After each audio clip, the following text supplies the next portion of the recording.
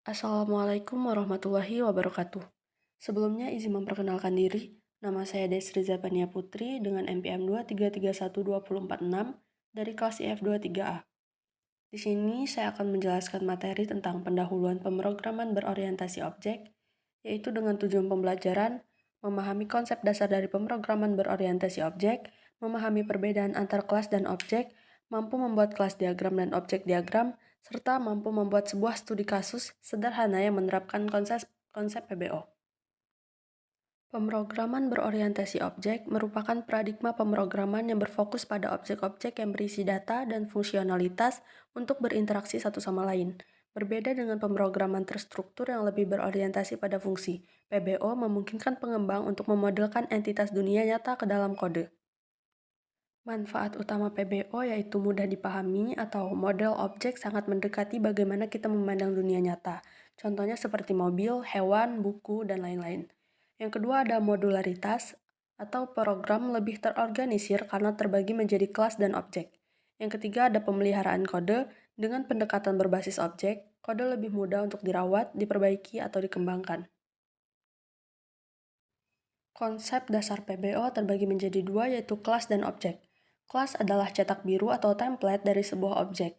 Kelas mendefinisikan apa saja yang akan dimiliki oleh sebuah objek, baik dari segi data atau atribut maupun perilaku atau metode fungsi. Sedangkan objek adalah hasil nyata dari sebuah kelas. Ketika kita membuat objek dari suatu kelas, kita bisa mengakses atribut dan metode yang didefinisikan dalam kelas tersebut. Analogi dunia nyatanya seperti kelas adalah seperti cetak biru bangunan, ia mendefinisikan sebuah fitur, ukuran, dan struktur, tapi itu belum menjadi bangunan nyata. Sedangkan objek adalah bangunan yang sebenarnya dibuat berdasarkan cetak biru tersebut.